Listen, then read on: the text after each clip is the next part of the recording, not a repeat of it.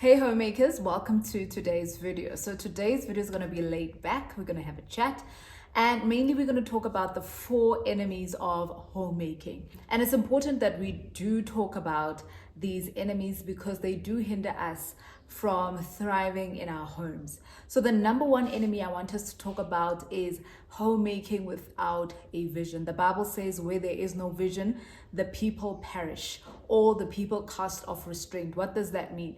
It means when you don't have a vision, especially when you're a homemaker and you don't have a homemaking vision, what then will happen is that you will waste the time that you have been given, right? Time is meant to be at our service. Each and every single day that we have is meant to serve the purposes of God that He has for us in our lives. But when we do not know the vision, we do not have the vision, we do not even have it written down, then we're going to go into each week stumbling right in the dark. We're going to go into each day with no particular intention, and what will happen is you will end up going through the motion. You will end up reacting to life. You are going to end up not building, because people who are building are intentional.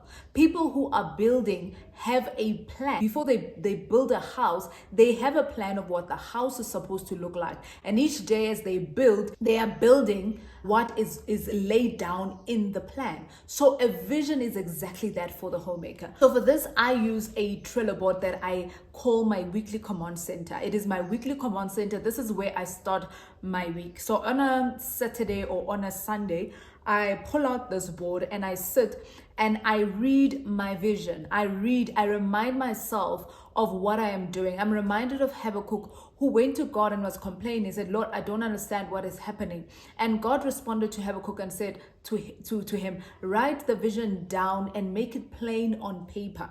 The person who reads may run. And God says, for the vision is not for now, but the vision is for the appointed time. So here I have my vision, my homemaking vision, right? I have what I want to build in terms of faith. I want my home to be a Christ-centered atmosphere. I want to build daily rhythms of prayer and scripture.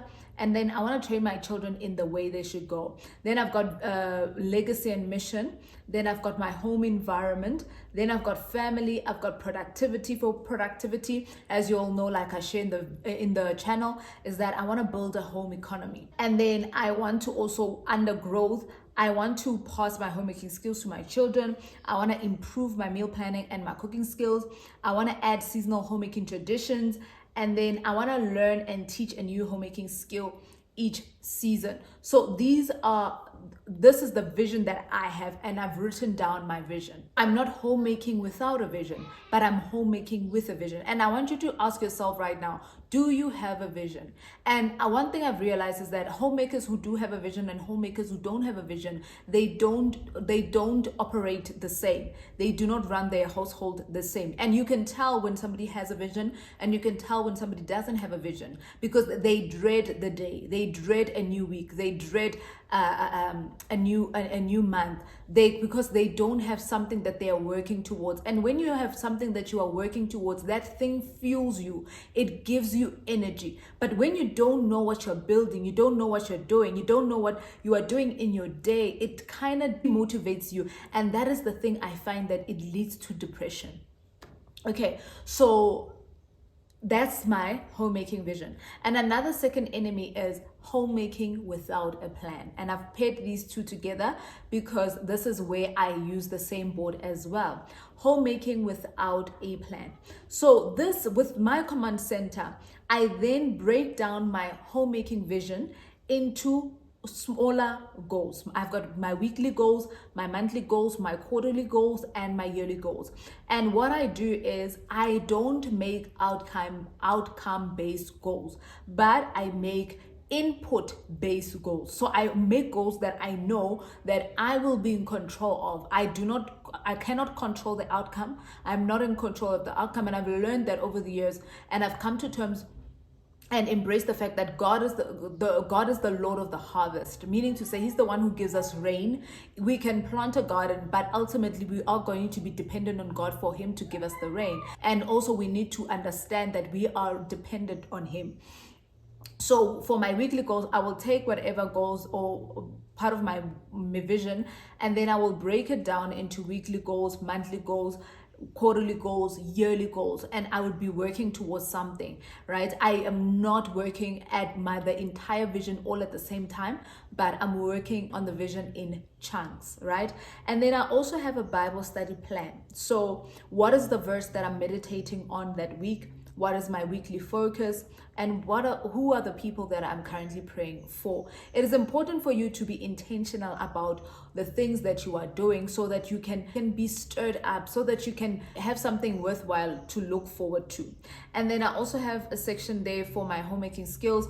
What skills do I want to learn? What skills do I want to improve? So right there, I haven't started with my soap making, but it's something that I really want to learn. And then I've been canning. I've put a picture there that is reminding me that I need to be on the lookout for apricots and peaches, because I really want to can a big batch. I really want to do a big batch of canning, because I want to add my own canned products into our pepper pantry, which forms part of us building the home economy. So you see how everything is tying in together. And then sewing is something that I have been doing, and it's something that I will continue on learning. And then, so those are the homemaking skills. But then, even if you have a vision, right? If you do not build and establish habits that are going to uphold the vision, then you are going to find it difficult to walk in the vision that you have, or the vision that God has for you. You need to also ask yourself, what are your keystone habits that you are building? So for me, in terms of for growth, I want to be reading 20 minutes daily. Even if it's 20 minutes daily, I want to be acquiring new information, new knowledge each and every single day, because I don't want to be the same person that I am tomorrow, right? I want to be a better person with each day. I want to grow with each day, and therefore I'm intentional with my growth. So I want to be learning something new. And then plan each week, every Sunday afternoon, so that I am proactive in my homemaking. I don't want to be a reactive homemaker, always putting out fires. Your home is dirty, things are piling up, you are reacting, you are moving in reaction mode, and your day is not planned out, and you find yourself doing things that you had not planned on doing, because really you do not have a plan. You are not proactive at all, right? And then I have my weekly review. So at the end of each week, I will then sit and say, what was the highlight of this week? What went well this week? What can I improve this week? What did I enjoy about this week? What am I most grateful for in this week? When you do that, it makes you look forward to the coming week, and it makes you look at the areas in your life that you can improve, right? And then after that, I will then do a brain dump. A brain dump helps me to take everything that is in my head and put it down here on this board or on paper, right? And what I'm doing is that I'm freeing my mind so that my mind can operate, and I can use my brain power for the things that I'm building currently. I don't want to be using my brain power for the things that are supposed to be habitual, for the things that are supposed to be mundane and repetitive. But I want to reserve and use my brain power for the things that are creative, and for the things that are new, the things that I'm learning, the new skills that I'm learning. Because when you're learning something new, you need all of your energy, you need all of your focus. Whereas something that you have been doing over and over and over, like driving, you really don't need to be engaged, because you are doing it on autopilot. And then after that, then I will have my daily to-dos. From there, I will then take what I've brain dumped, and then I will put it into each day. With this, what I'm doing is I will not stumble into the week. I will be commanding my week. I will go in there as a manager of my time. I will go in there as somebody that has taken up the responsibility of my life, of my call, and of my role in my home. And I go into the week with intention. This helps a lot. It helps you, prevents you from being burned out, because you have things that are laid out, and you know that this is what I'm going to focus on this week, and I'm not going to prioritize other things. And yes, it doesn't mean if you have a plan, you are going to do everything that is laid out in the plan to the T, or it doesn't mean that everything that is in there you're gonna do, right? No, having a plan is just like having a compass, right? Saying that this is the direction that we are going to go. And sometimes we will need to use a detour, but that is fine. But at the end of the day, we know where we are headed and we can move in that direction. That is the main point of a plan. Okay, so let's move along to enemy number 3. Now let's recap first before we go to enemy number 3. The first enemy is homemaking without a vision, right? And the second enemy is homemaking without a plan. And then the third one is homemaking without records. And when I'm talking about records, I'm actually talking about financial records.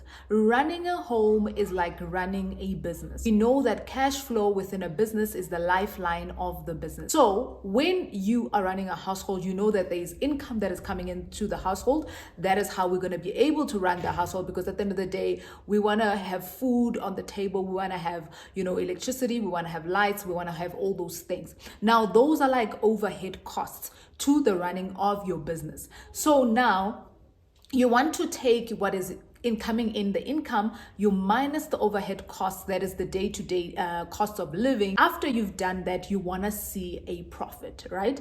And once you have a profit, the profit is there so that you can acquire more skills, so that you can acquire more assets, so that you can grow the business, so that you can grow the finances of the home. So what I've found is that when you are a homemaker and you are making decisions every single month, every single day about finances. And what are you basing those decisions off of? You need to start making data-based decisions. And I'm going to show you what I mean. Here, this is our household variable expense tracker. So this is something that I recently built up because of moving into the new home, because our bills have changed. So I had a lot of things that I didn't understand, and hence I built this board, right? So this is our groceries, where I can track each month how much we're spending. And then we have our utilities, education, car expenses, clothing, furniture, gas for the stove, grooming, family fund, medical, and our generosity. So everything I then record here. So this is my lavender board. So here under utilities, I'm going to show you an example. So I record our electricity. So June, when we got into the new home, for the month, our bill was 1,750. For July, it went up to 3,094. For August, it went down and then it went to 2,543. How did it go from 1,000 go to 3,000 and go from 2,500? This is what I'm talking about. Homemaking with records. So what happened was, in the first month when we got here, I understood why we paid 1,750, because they bill us from the 15th to the 15th. So half of that we only paid for the 2 weeks, not the other 2 weeks. Okay, understandable. That is why it was low, right? Then we lived here for the full month and we billed for the full month, and then it was 3,094. Now I quickly picked that up, and I was able to tell my husband that, look at this, right? We paid so much, and then the second month we paid 3,000 something, right? What can we do about this? How can we mitigate this cost? Then we made a data-based decision. We decided to go and buy a time switch. We put it in our main switch, and then we timed our geyser. So we time our geyser at a certain time, it switches on, and then at a certain time it switches off, so that we can try to reduce our electricity bill. Then we saw a bit of change in August, and it went down to 2,500, and then it went up again. And we went and took measures again, and we went and we realized that, we didn't set the timer properly as we were supposed to, and then my husband fixed that. So I'm waiting on this month's statement to see how we are doing, and from there we can do something. Same with the electricity, same with the water. So the first month it was on 610, then the second month it went to 1,069, and then August it went to 1,800, and September it went to 2073, and it kept on going, right? And what I'm realizing now, I started to keep track. I'm starting to keep track and seeing, okay, what is happening with the water usage? Why is our usage keeping on increasing? And one thing I realized, I used to, when I was washing, when I'm doing the laundry with the washing machine, I used to use the intensive cycle. Now I realized something about the intense. I started timing when I put my machine on the intensive cycle and when I was using the normal cycle. Found out something interesting, that when I put it on the intensive cycle, it washes for about 3 hours and it keeps on changing water regularly. So the reason why in June, July, our water usage was so low because my washing machine had broken down and I was hand washing. So when we bought our machine in August, our usage started going up because now I was using this cycle, and this cycle kept on using a lot of water. So what am I doing differently in this month? And it's because of recording this, I started to see, okay, there's holes, there's gaps, there's places where we can tweak, there's places so that we can put in some effort.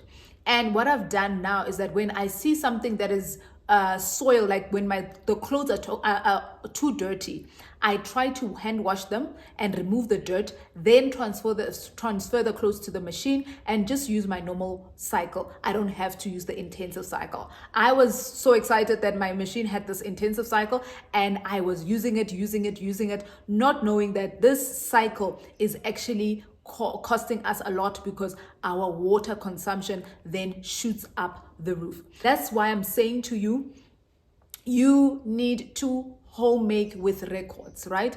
How are you making the decisions that you are making? How can you improve some of the things? How can you notice wastage? How can you notice these things when you are running your household without records? One thing I do is also the disc renewals. I put there when the discs are due. I put there so that I'm gonna be proactive, and then I can put that in our line as a line item in our budget at the end of each month. And by the time this money is due, I'm not taking it out as a full amount.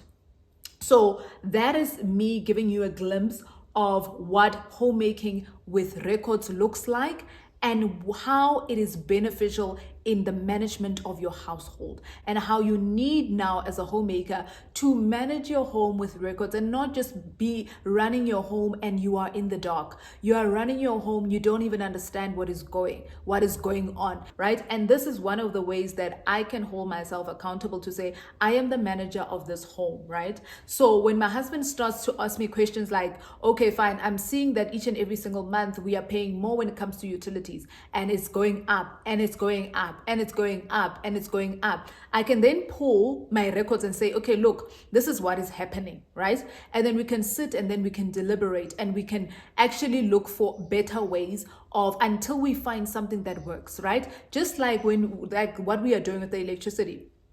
We've put in a time switch for our geyser. We're still monitoring, we're still tweaking that whole thing up until we get something that will work for us. So that is enemy number 3, homemaking without records. Imagine running a business without records.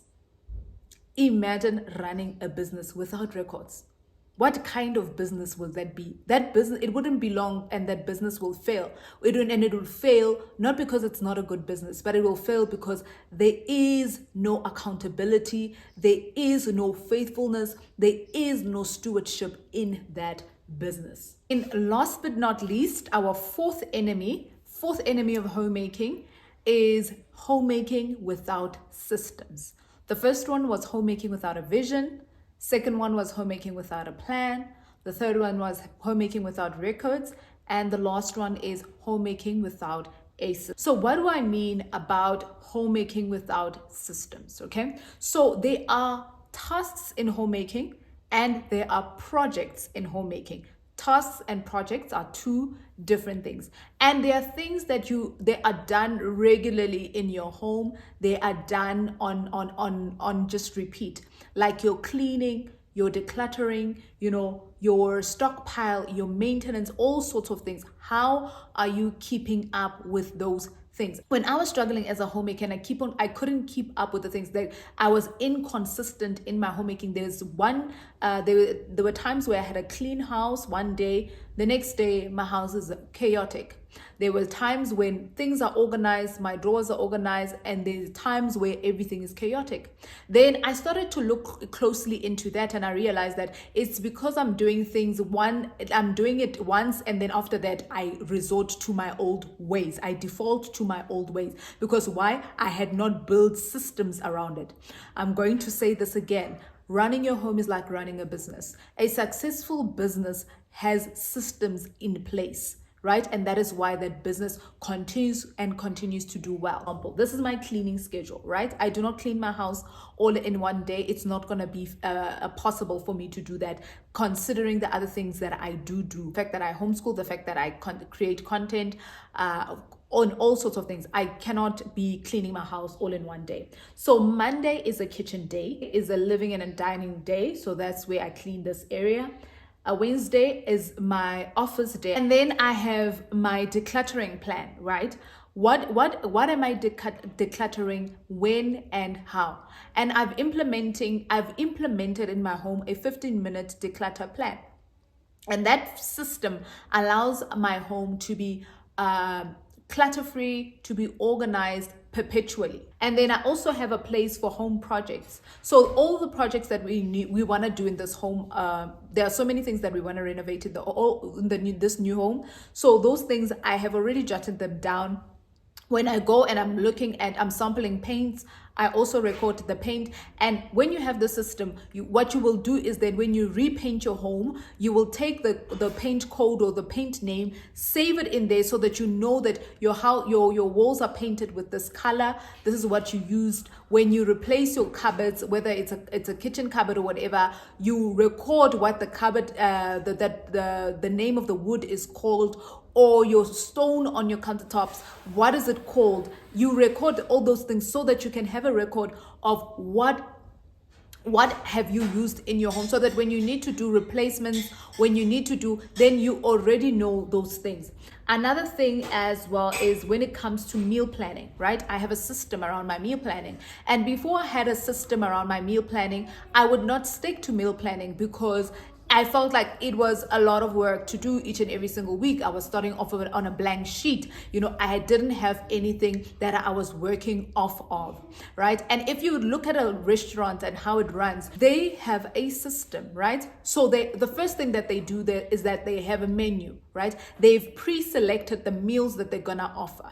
So when you have a meal plan, your meal plan starts there. It starts with the end goal. What are the meals that you want to prepare for your family? So those can be your family favorites. Those can be maybe the meals that you want to try to add in variety. But they should also be the meals that are going to be built around the seasonal produce that is going to be available. Now, talking about seasonal produce, what is the seasonal produce? Because you don't want to be reacting in the grocery shop, going there and you don't even know what the fruits and vegetables, which fruits and vegetables are currently in season, right? So you want to know that. I have that built in my meal planning board. I have a seasonal list where I know what is in season. I have my family favorite meals. I even have a recipe vault in my meal planner where I store all the recipes I want to try, all my baking recipes. When it comes to cooking, I honestly cook intuitively. I don't use recipes much unless maybe it's those special salads that I make once in a while. Those ones I do store recipes for those. But I generally store recipes for baking and other things that I make from time to time, because when it comes to baking and you're baking a lot, you tend to forget the measurements. Okay, so that is it. So for the meal planning system is that I know what my family enjoys. I've got my recipes on hand. I know what is in season. And then after that, I have a place where I could jot down what I need to make use of, right? Immediately. That could be something in my pantry, something in my fridge, something in my freezer. I've got a place to jot that down. So now when I meal plan, it's not a lot of work. I can pull out my MacBook, whether I'm sitting in bed, whether I'm in the office, wherever I can be in my home. I do not need to go to the kitchen and start opening up cupboards, starting to check what is happening here. You know, what am I gonna cook this week? No, I open up my board, I sit, and that is where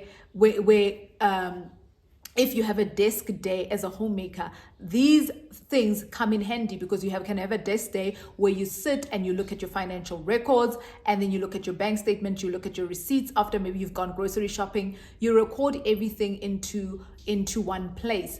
And then after that, you can also look into the meals that you're going to have in that week, and you can open up your board and you can plan your meals. You can look at projects that are coming up, and you can start, and then you can plan out your week. And that's what you can do when you are having your desk day. This is more of a revised version of a video I once made. I will link up in the cards above and in the description box the 2 videos that I once made, because on the other one I showed you how to build up the boards yourself, but these boards are my latest version of those boards, because now I made my own cards in Canva. I really souped up and I gave my boards themes. Like, as you can see, my meal planning has a lime theme, my budget tracker has a lavender theme, my weekly planner has a gingham theme, and my, what's the other one, my home management system has a sunflower theme. So I gave them themes, right? And they are boards that I really look forward to planning in them, recording in them, going back to them and referencing them so much, because I've built them into something that I like and enjoy looking at. So if you want to grab a hold of those boards, I have made them available for you. You can either watch the videos that I've made and try to make the boards yourself, but it is time consuming, or you can click on the links that are available in my description box. I have listed them in my Etsy shop, and you can browse around and look at the board that you probably need and the most, and you can start there, and then you can build up a home management system that will allow you to run your home like a home economist, so that you can thrive in your home. I'm selling them as individual boards, because maybe you'll find that you don't want the other board, maybe you just want one and not the other. So you can buy the boards individually, you don't have to buy them as a set.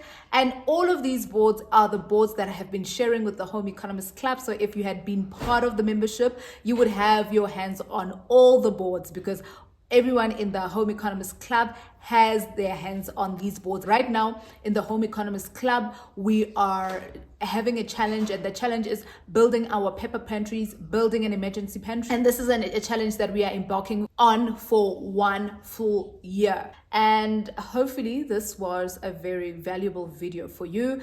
And let me know in the comment section down below what stood out for you. What enemy are you battling right now in your home? What did you learn from this video? What stood out from this video for you? Let me know. I would love to know in the comment section down below. Until next time, friends, stay blessed.